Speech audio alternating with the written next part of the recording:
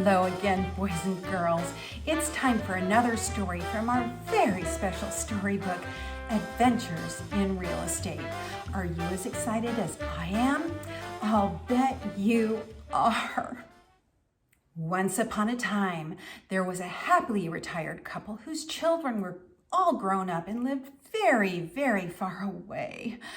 And this couple, well, they really wanted to travel to be able to see them and to go on lots of grand adventures all over the world. But they just didn't know where the money would come from to do all of that.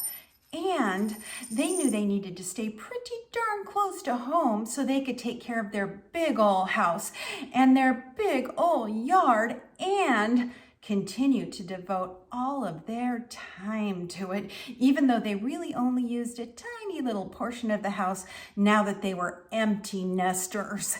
Empty nesters, that's a good term, isn't it?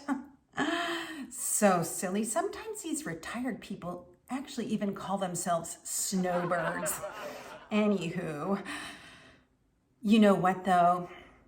They really loved that home because they had put so much time and so much energy and so many years into it, and because all of their children had grown up there from when they were wee little things, and they were really attached to it, and well, they felt kind of stuck.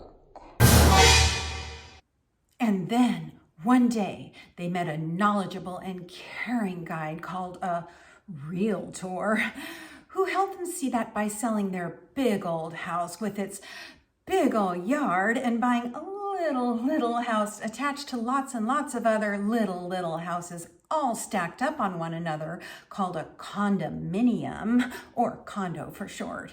They would have all the money they needed for all the grand adventures they wanted to go on.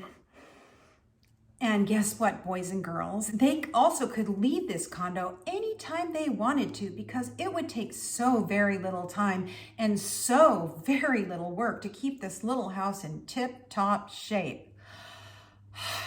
Because it was so much smaller than their big old house, and because in a condo, that's mostly someone else's job.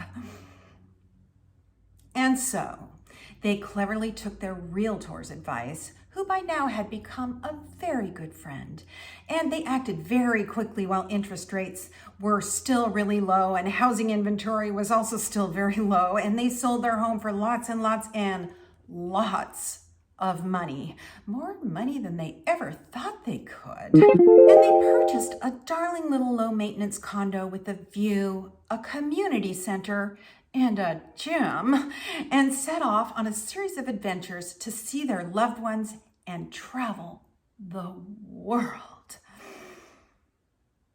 And they lived happily ever after. So that's the end of our story for today, boys and girls. I hope you enjoyed it as much as I did.